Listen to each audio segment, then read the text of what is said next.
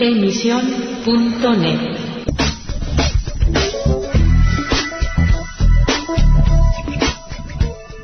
Hola amigos, ¿qué tal? Bienvenidos una vez más a Emisión.net. ¿Cómo se encuentran? Les habla Esperanza Suárez.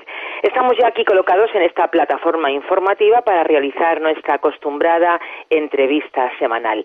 Este próximo 31 de enero de 2011 se realizará en Madrid la presentación de la colección Obras de los Reformadores Españoles del siglo XVI de la editorial Made du Forma de Sevilla. Estamos ya a través del teléfono con Emilio Monjo, pastor en la ciudad sevillana y uno de los colaboradores de dicha editorial. Bienvenido, Emilio. ¿Qué tal? ¿Cómo estás? Hola, encantado. ¿Por qué y para qué realizar ahora la presentación de esta colección? Porque ya lleva un tiempo de trayectoria. Ciertamente la colección como tal ya tiene unos años, no muchos, pero unos años de trabajos y de presentación de libros en algunos lugares. Pero en cualquier caso, la colección propiamente no tiene una vida cerrada, es decir, que no hay un proyecto en el cual tengamos unos títulos específicos para editar en una fecha determinada, sino que tiene un carácter dinámico. Eso fue parte de un proyecto para rescatar las obras de los reformadores españoles del siglo XVI, dándole prioridad, sobre todo, claro es, a las obras que antes no habían sido editadas. Y también, como segundo paso, a las que, habiendo sido editadas, tuvieran al presente difícil acceso a ellas el público.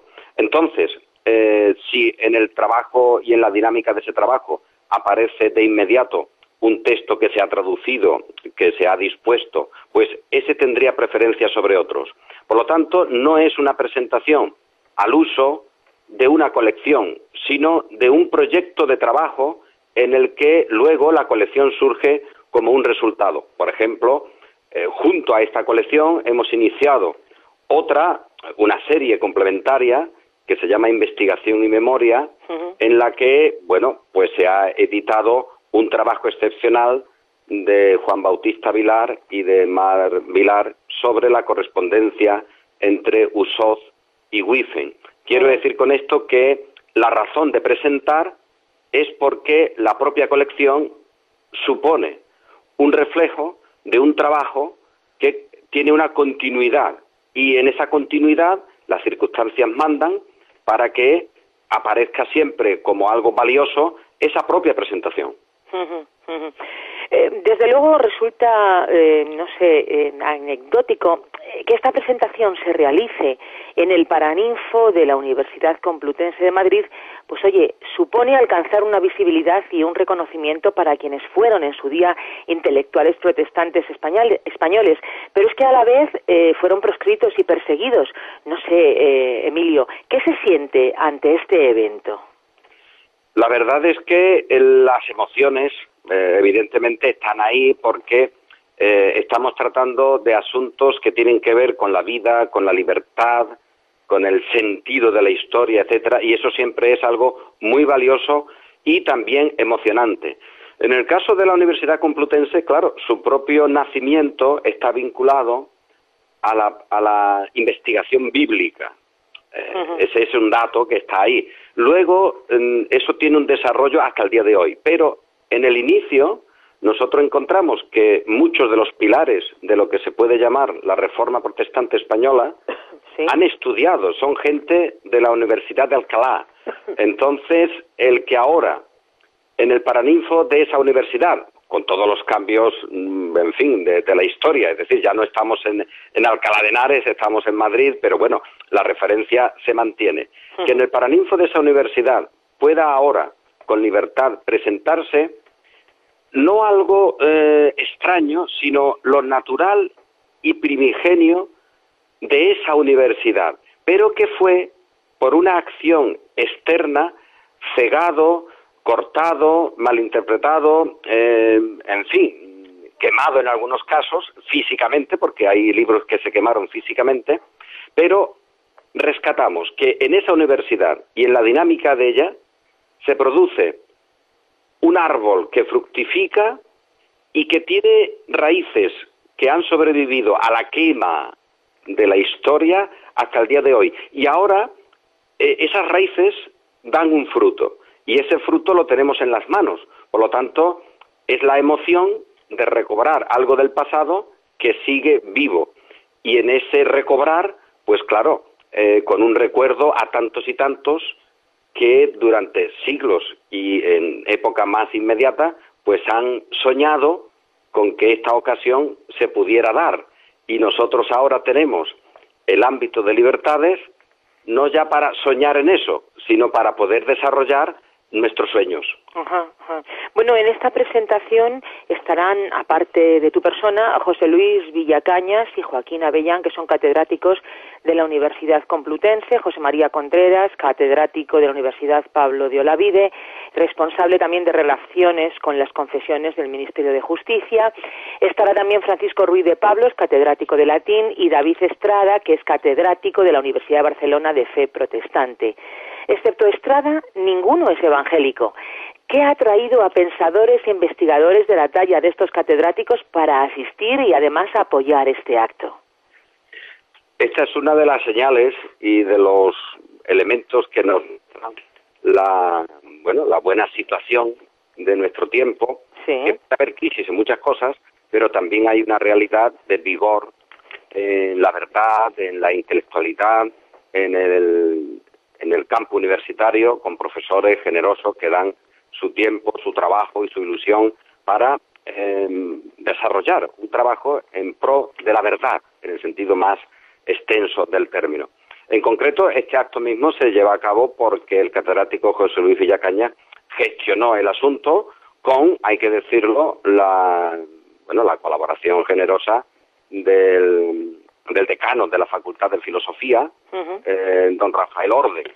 Es decir, ellos son los que están en el paso previo para que todos nosotros podamos disfrutar de ese momento.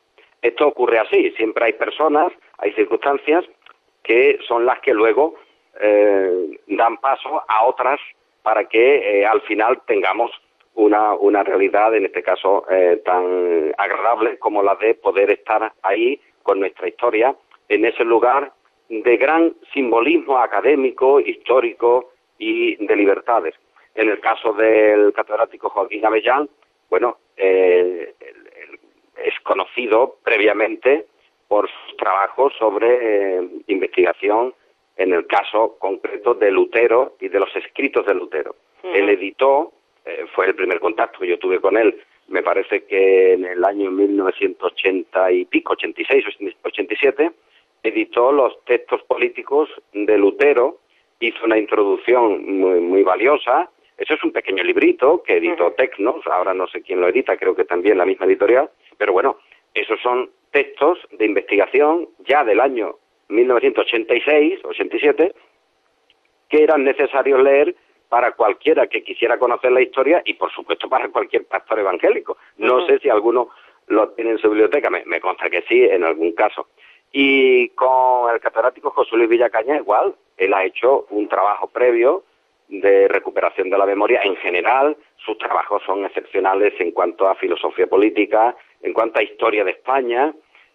Yo la primera vez que tuve contacto con él fue precisamente por una carta de agradecimiento que le envié por un artículo que él escribió en el periódico El País, en el que refutaba algunas presentaciones que había hecho otro catedrático, Sabater, sobre la Reforma.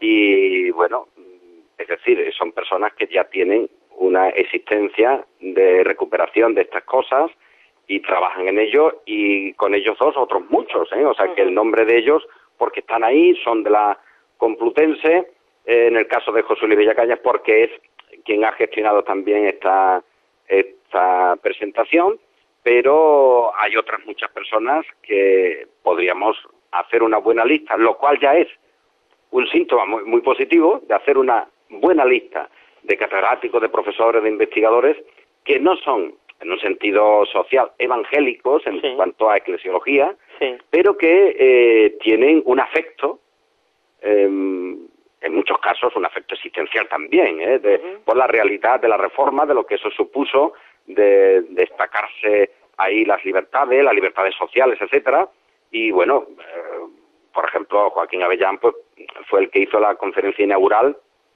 del pasado congreso que hicimos aquí en Sevilla sobre reforma protestante y libertades en Europa. Y son gente que investiga y además generosamente colabora. Para cosas serias, siempre para cosas serias, no para cosas, hombre, frivolonas, eclesiásticas, pero para cosas serias siempre son personas que si pueden están ahí echando una mano. Claro, fíjate que da la impresión de que diera la impresión, quiero decir, que los no protestantes valoran y conocen mejor nuestras raíces que nosotros mismos. ¿No es esto a lo mejor una traba para el desarrollo del protestantismo español? Pues hombre, esto realmente es un tema, creo que sustancial. Yo no sé el valor que se le puede aplicar según en qué círculo eclesiástico o en qué ámbito de liderazgo, como se dice ahora, evangélico, a esta cuestión. Pero yo personalmente creo que es esencial y que ahí tenemos respuestas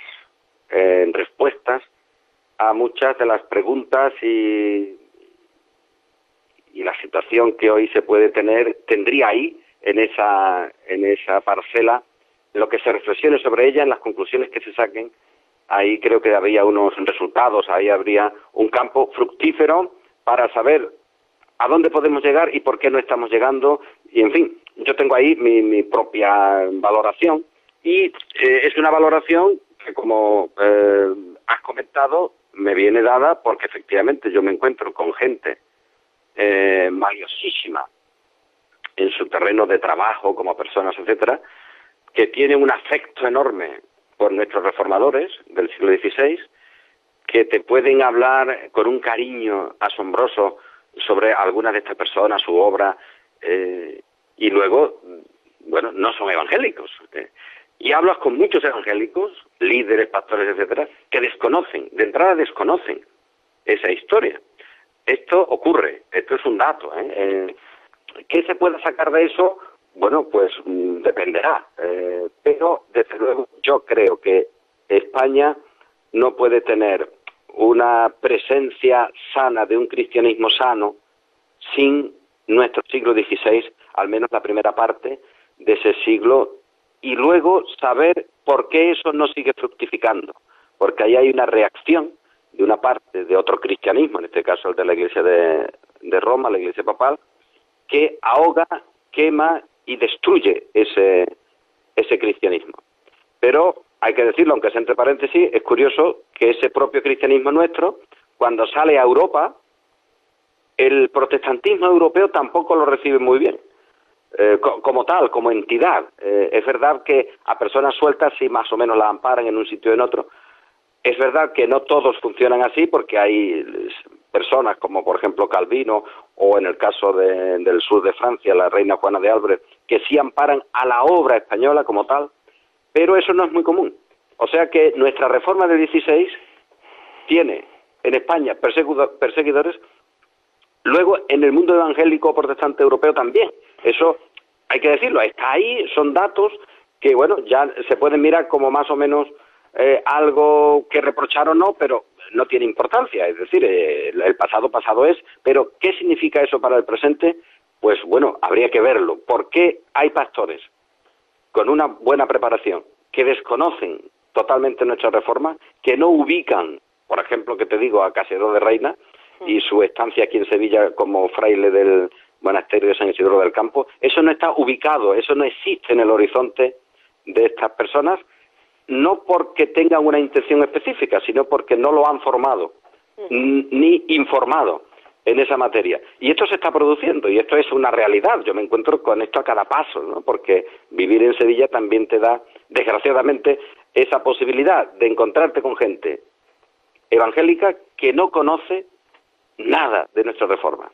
Y eso es malo como tal. Porque yo recuerdo cuando empecé a asistir a una iglesia evangélica hace pues casi unos 40 años, que esa generación de evangélicos más o menos conocía algo del 16.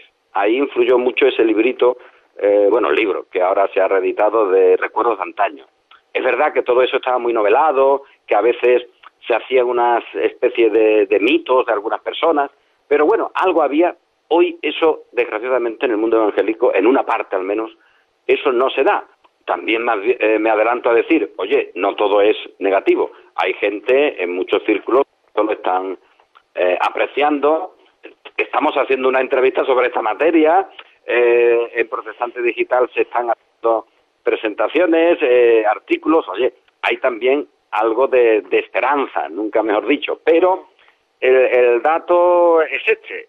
Mucha gente en el campo eclesiástico no evangélico han hecho un trabajo, y digo han hecho porque ya está realizado, y siguen haciendo un trabajo de recuperación de nuestra memoria excepcional que deberían haber hecho los evangélicos y no hemos hecho. Pero bueno, eso ya pasó. Mira, permíteme en un paréntesis una anécdota que refleja esta situación. Hicimos en la Universidad de Sevilla unas jornadas sobre reforma protestante. Con el previo había unos 200 alumnos matriculados de la Universidad de Sevilla, sobre todo de la Facultad de Periodismo. Sí. Con el previo de una conferencia de David Estrada sobre Juan de Valdés y una conferencia excelente de precisamente José Luis Villacañas sobre el predicador de la Catedral de Sevilla, Constantino de la Fuente. Es decir, los estudiantes habían escuchado previamente esas dos conferencias. Luego proyectamos la película Lutero, esta última que se ha hecho, como un previo para hacer una mesa redonda, una serie de preguntas y tal. Con esas dos conferencias los estudiantes tenían la referencia ya de lo que fue la Reforma, en cierto modo. Luego ven la película.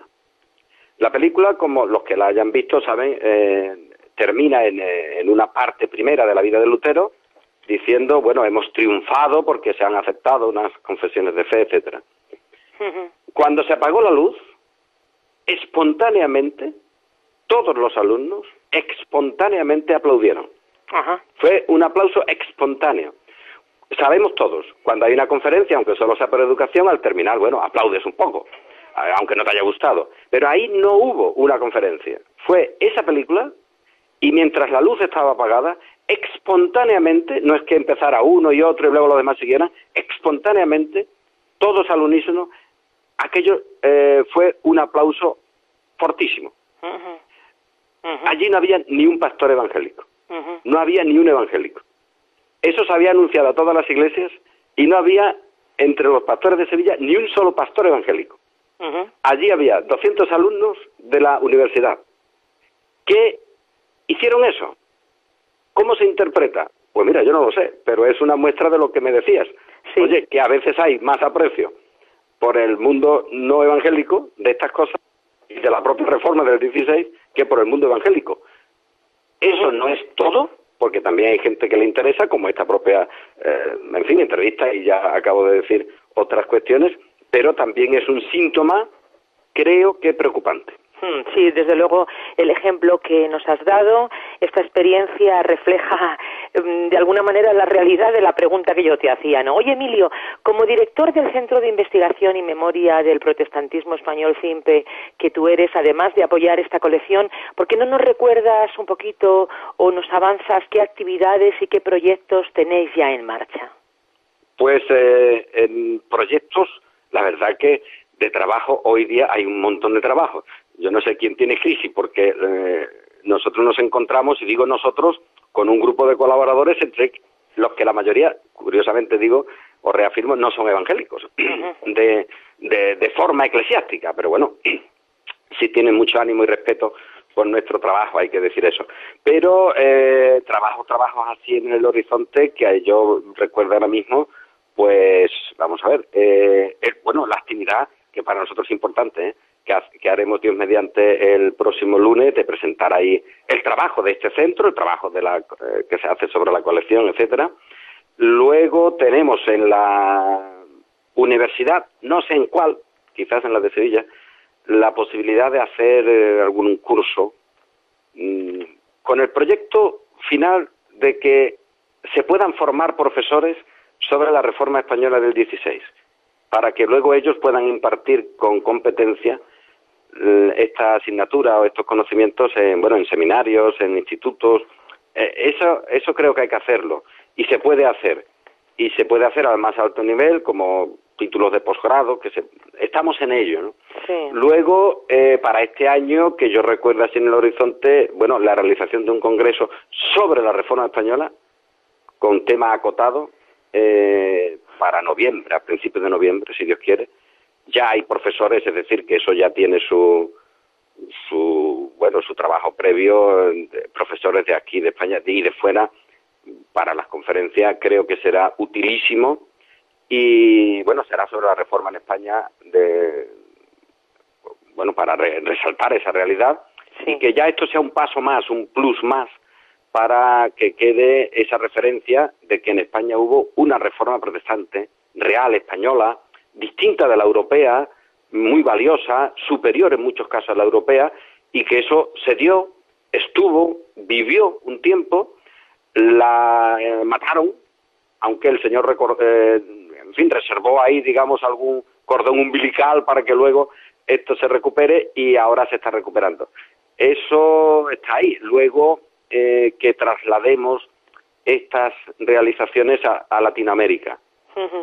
Creo que es una asignatura pendiente, que el mundo evangélico latinoamericano conozca que la reforma, lo evangélico, no le viene de Estados Unidos o de otro sitio. Yeah. Que antes que se formara Estados Unidos ya estaba formada la Universidad de Alcalá, ya estaba la predicación de Constantino en Sevilla, que ya estaban los textos de Antonio del Corro, que ya estaba España con el lenguaje castellano estableciendo la verdad del Evangelio de la gracia, las excelencias de la obra de Cristo en nuestra amada lengua. Que los latinoamericanos, los evangélicos latinoamericanos, conozcan esa realidad que, cuando se les indica, de momento es afectivamente bien recibida. Luego está que eso se materialice en una adecuada enseñanza. Y enseñanza para ellos y para nosotros, ya digo, que nuestros pastores, nuestros profesores conozcan nuestra reforma y parte de la reforma europea. Permíteme que diga en esto una anécdota. En una entrevista, creo que en esta misma ventana, aunque por otra compañera, sí, ya hace años, hace algún tiempo, se hizo unas preguntas sobre lo que era la reforma protestante a un profesor que recuerdo, Pérez Millos, el profesor Pérez Millos, sí, y lo digo porque, bueno, no tengo por qué ocultar el nombre. Cuando se le preguntó por qué protestante, de dónde venía el nombre protestante, este buen profesor no tuvo mejor cosa que decir que venía de que las 95, bueno, no dijo 95, eso es un lapsus que puede equivocarse uno, tesis de Lutero, cuando él clavó la tesis, todas las tesis decían protestamos, protestamos, protestamos. Hombre, este señor no había leído esas tesis en la vida. Yeah. Eso es terrible, eso es muy grave. En esas tesis nunca se dice protestamos por nada. Yeah. O sea, es que ni una emplea la palabra protestamos. El nombre protestante viene de otro sitio. Eso, decirlo así, hombre, y que lo diga, luego supe que es un profesor también, que escribe libros. Oye, eso es grave, grave. Y eso hay que, en fin, no es un reproche, pero es un síntoma. Oiga usted, que bueno, uno puede tener un lapso y equivocarse en una fecha, pero ubicar el propio nombre protestante en esas tesis que Lutero, el bueno de Lutero, escribió allí para una cosa que nada tiene que ver, en cierto modo, ni con la reforma protestante. Eso es posterior y además muy político, eso es otra, ¿no? El nombre protestante es un término político, en fin. Esos desconocimientos son gravísimos, porque lo que luego digas, aunque sea muy correcto sobre el Evangelio, pues ya lo has colocado encima de un cimiento que se te viene abajo para cualquier persona de mediana seriedad intelectual que te esté escuchando, ¿no? Para que eso no ocurra, pues una buena preparación para pastores y profesores sobre la reforma del siglo XVI, eso tenemos en proyecto, y hacer un centro de documentación y biblioteca, que tenemos algo, pero que sería imprescindible que se hiciera. En fin, trabajo hay un montón, pero esas dos cosas que te digo, o tres, serían las primeras, las más inmediatas para este año 2011. Bueno, hemos dejado para el final de esta entrevista el valorar la presencia ya mencionada, lo hemos dicho al principio, de Francisco Ruiz de Pablos, catedrático de latín, que recibirá al acabar la presentación de esta colección que estamos tratando el premio Unamuno, amigo de los protestantes, que entrega la revista Protestante Digital. Emilio, cuéntanos algo de él, aunque le vamos a entrevistar a él en otro momento, pero cuéntanos tú ya algo. Bueno, Francisco Ruiz de Pablo sería, digamos, la persona modelo de este tipo de gente que está aquí en nuestro presente histórico, Sí. Investigando, colaborando y sacando a la luz esta realidad del siglo XVI. Sí. Él es un filólogo, y esto creo que es relevante. El filólogo se acerca a un texto y el texto le proporciona una necesidad de objetividad. Ahí no puede haber arreglos, hombre, excepto que uno sea un malvado distorsionador de textos. Pero el texto como tal, la filología, es un campo donde la verdad tiene la primacía, la verdad del texto. Sí. Un filólogo investiga una literatura y, oye, lo que te quiere es sacar esa literatura del idioma que sea. Sí. No olvidemos que la propia Reforma Protestante tiene que ver mucho con la filología. Es decir, que el filólogo se acerca al texto, en este caso el texto bíblico, y se encuentra con la verdad, no una verdad literaria, no una verdad solo ya filológica, sino la verdad existencial, la verdad con mayúscula de la revelación de Dios. Pero sin filología no hay reforma. Sí. Y la Universidad de Alcalá, la Complutense, por retomar la reflexión anterior, pues tiene que ver con esa filología. Ahí se edita esa Biblia políglota, ¿no? Eso es importantísimo. Y quiero advertir con esto, es importantísimo también para nuestro presente, porque el investigar la verdad, el texto y la verdad del texto escrito o el texto hablado, eso siempre es fundamental para una sociedad, y hoy día eso se está perdiendo, ¿no? Se distorsiona, se cambian los sentidos, etcétera. Y Francisco Ruiz de Pablo ha tenido honradamente pues esa buena cosa de estar pegado al terruño de la verdad del texto, y se ha encontrado con ese texto relacionado con nuestra reforma. Investigó, por ejemplo, ese libro de Artes de la Santa Inquisición, y ahora otros que ha traducido de Antonio del Corro, de Casiodoro de Reina. Bueno, yo es que hablando de estas cosas, figúrate, nuestro Casiodoro de Reina, que estaba sin traducir algunas de sus obras, sí. Todavía al día de hoy. Antonio del Corro igual, obras valiosísimas que han estado ahí y que nadie se ha preocupado de ellas, y que ahora, gracias al trabajo excepcional de Francisco Ruiz de Pablo, la tenemos en nuestra mano.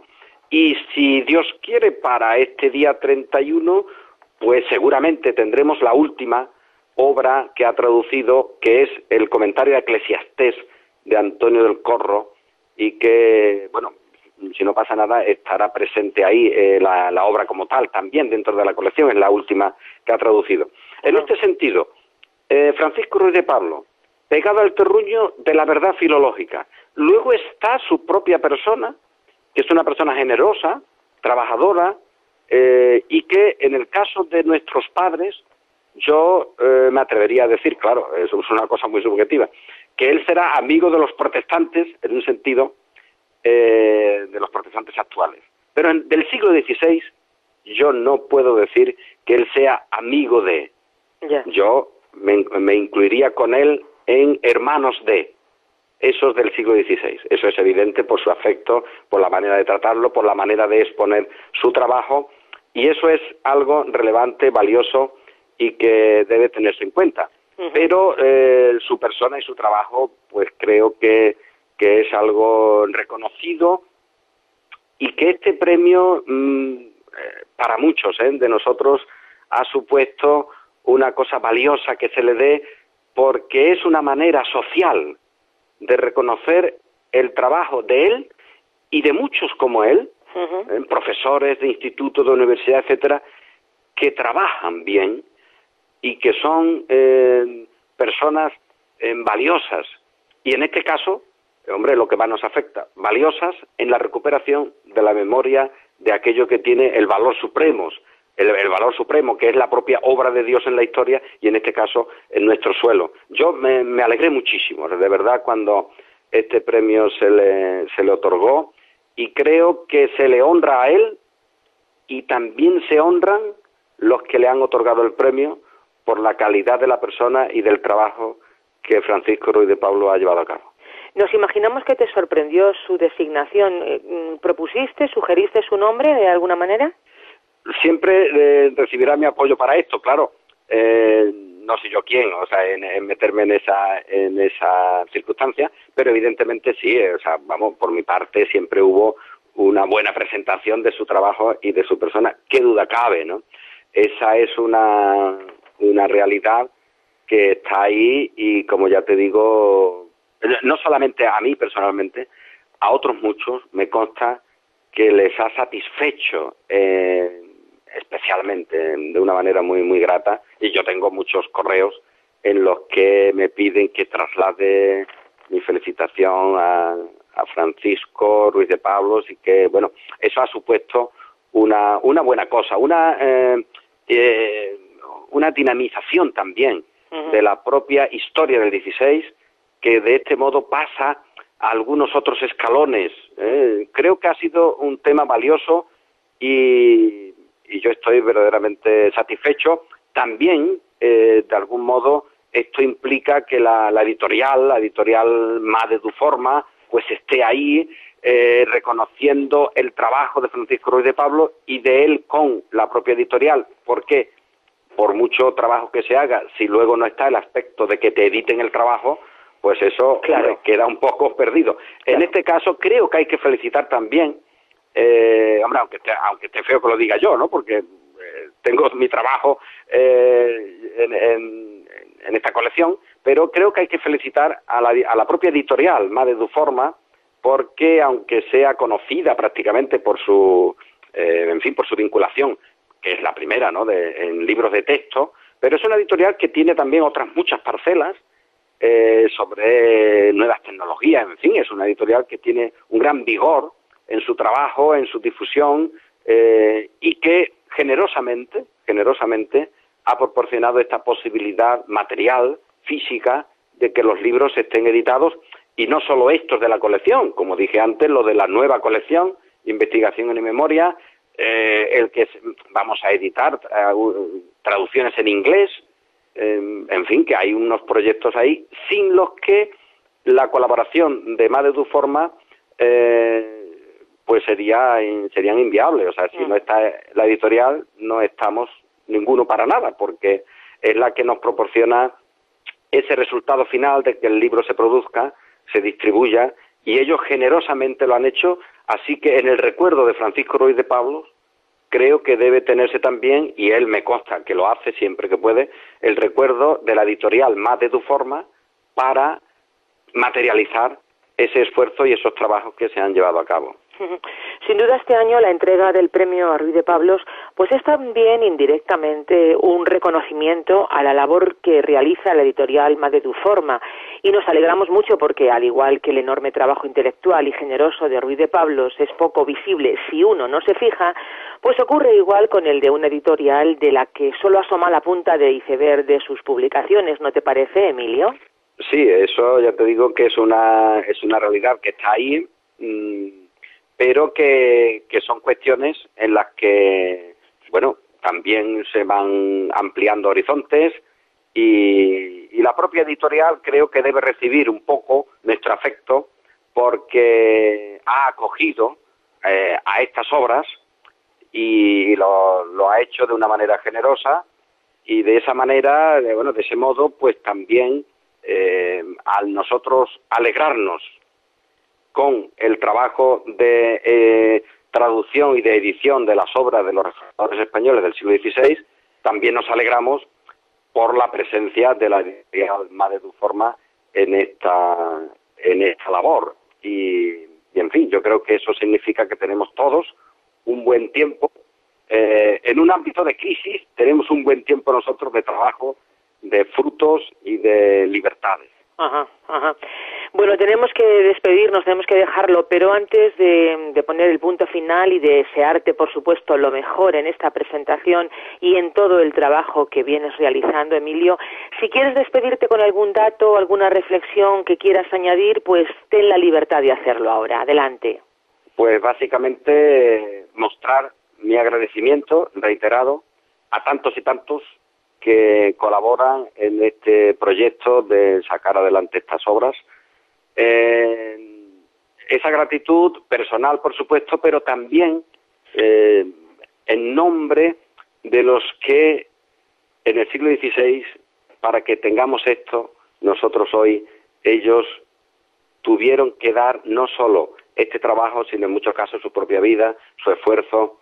Fíjate que estamos recuperando el trabajo de aquellos que sufrieron persecución, que por los archivos podemos saber que fueron torturados, maltratados, vejados, humillados, y que todo eso lo hacían por causa de la verdad que nosotros tenemos, y que ahora disfrutamos esa verdad en un tiempo de libertad, como muestra esta propia entrevista, que la podemos hacer en libertad, o como mostrará el que podamos hacer en el Paraninfo de la Universidad Complutense un acto de presentación de estas obras.